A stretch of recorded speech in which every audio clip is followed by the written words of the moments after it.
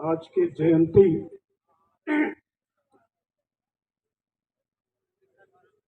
समारोह के मुख्य अतिथि के रूप में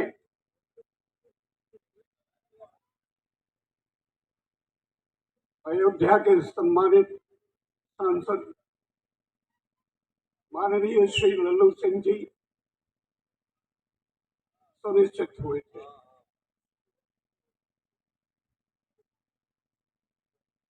किंतु संघ की बैठक आज की तारीख में तय हो जाने के नाते उन्हें बैठक में जाना पड़ गया। उन्होंने कहा सरकारी बैठक होती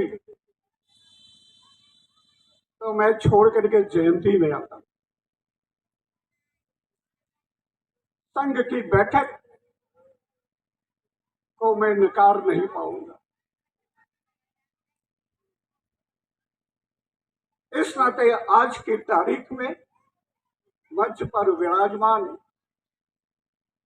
आदरणीय श्री श्याम सुंदर वर्मा साधु वर्मा जी ही आज के मुख्य अतिथि हैं।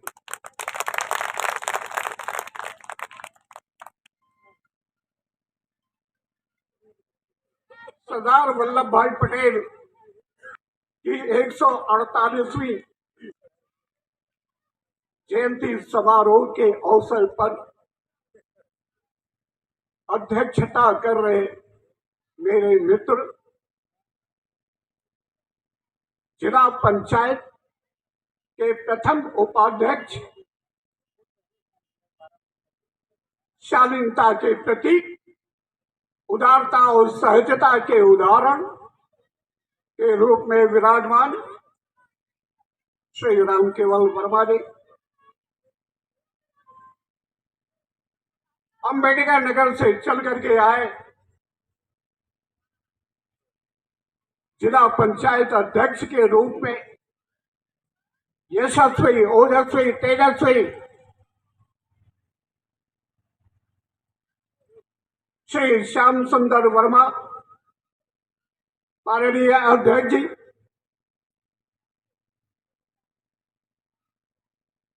विशिष्ट अतिथि के रूप में विराजमान डॉक्टर शैलेंद्र वर्मा जी, अवध विश्वविद्यालय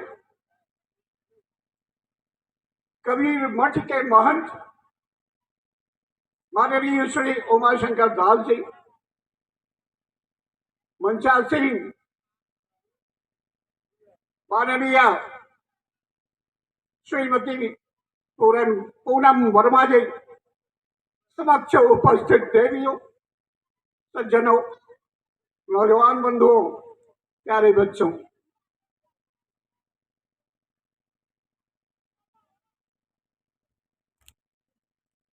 आज पूरी दुनिया में किसी भी पढ़े लिखे नौजवान से अगर ये प्रश्न किया जाए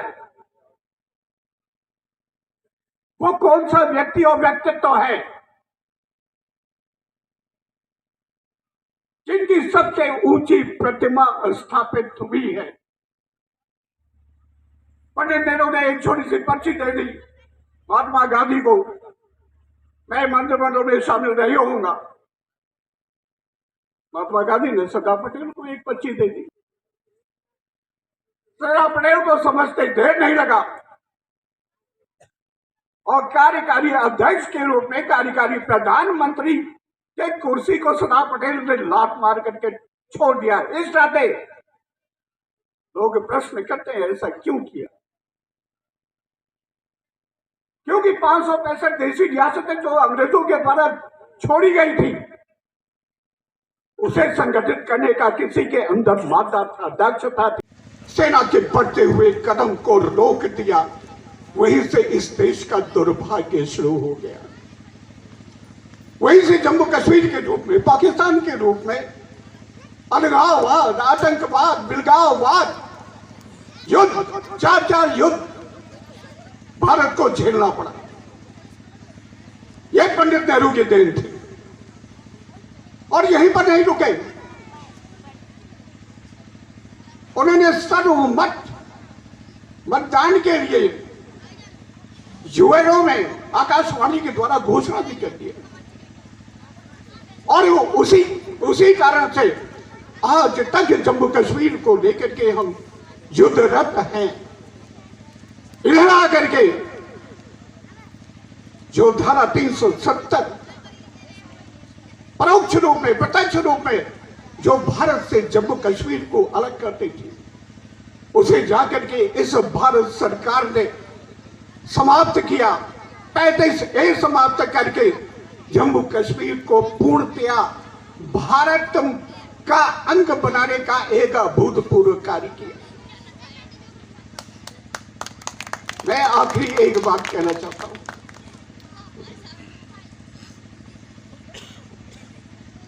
इस देश के देश नीति नियंताओं ने सरदार पटेल का लगातार उपहास किया, लगातार उपेक्षा की, और ये जान लेने के बाद कि उनके मुकाबले में कोई व्यक्ति तो कोई योद्धा किसी में के अंदर कर्मठता नहीं है, उन्हें किनारे ही करते रहे। 15 दिसंबर 1950 को लंबी बीमारी के बाद सरदार पटेल की मृत्यु हो गई। मुंबई में उनकी मृत्यु होती है। मंत्रिमंडल को शामिल होने से हमारे प्रथम प्रधानमंत्री रोकते, प्रथम राष्ट्रपति डॉक्टर राजेंद्र प्रसाद उनके रोकने के बाद भी वो गए। सरदार वल्लभ भाई पटेल जब सोमनाथ मंदिर का जीर्णोद्धार कर रहे थे, उस समय भी रोकने का कार्य किया गया, लेकिन बाबू राजेंद्र प्रसाद उस समय भी वहां पर गए और अपना योगदान किया। उनके अंत्येष्टि में मंत्रिमंडल के कम लोग शामिल हुए। आगे चल करके 23, 24, 25 जनवरी को मुंबई में कांग्रेस की बैठक हुई। उस बैठक में कांग्रेस के बड़े नेता सदाशिव कान्होजी पाटिल ने सरदार पटेल के स्मारक स्थल, राष्ट्रीय स्मारक स्थल बनाए जाने की वकालत की। घनश्याम दास बिरला बैठे हुए थे।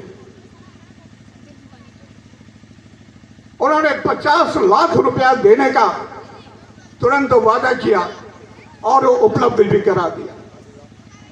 कान्होजी पाटिल ने भी 10 लाख रुपया उस स्मारक स्मृति भवन में, राष्ट्रीय स्मारक में लगाने को लेकर के उन्होंने भी 10 लाख की घोषणा की। समय के बीतने के साथ पंडित प्रधानमंत्री से पूछा गया कि वो काम अब हो जाना चाहिए।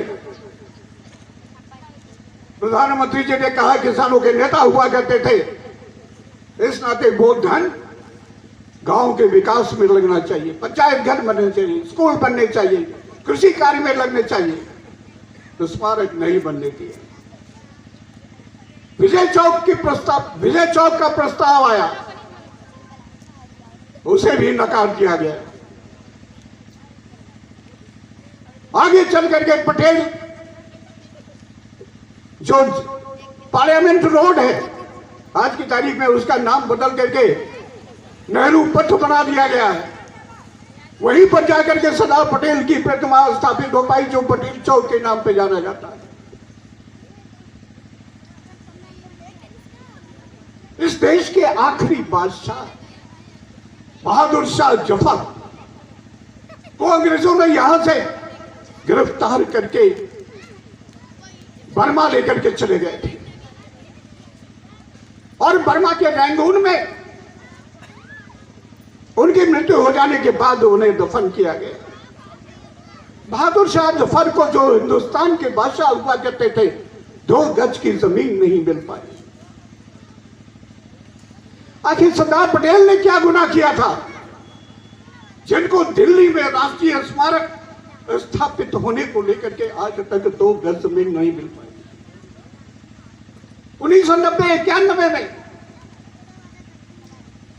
इस देश के भूतपूर्व और अभूतपूर्व प्रधानमंत्री चंद्रशेखर जी हुआ करते थे, जिन्होंने जाकर के सरदार पटेल को भारत रत्न से सम्मानित करने का कार्य किया।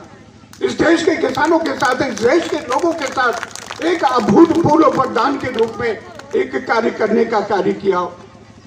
उनकी आत्मा को शांति मिले जहां भी हो। कई बार चर्चा हुई, अभी सितंबर के महीने में 17 सितंबर को नौजवानों की एक टोली लेकर के, एक बस लेकर के मैं सरदार पटेल की प्रतिमा दिखाने के लिए गया था। कुछ लोगों को मैं नहीं ले जा पाया क्योंकि नौजवानों को ही ले जाना था। 21 सितंबर को लौटना हुआ। जो लोग भी यहां से गए थे उस भव्य, दिव्य, आकर्षक, विलक्षण प्रतिमा से प्रभावित हुए और लौट के आने के बाद लगातार गदगद हैं। इस यात्रा में प्रमुख योगदान, प्रमुख सहयोग आदरणीय सांसद श्री लल्लू सिंह जी का था। उन्होंने बस दिया था, बाकी खाना दाना मेहनत हमारी तरफ से था। उद्देश्य ये था कि लोगों में चेतना आए, जागृत हो, लोगों में एकता पैदा हो, मानसिक पिछड़ापन दूर हो, भय मुक्त समाज तैयार हो।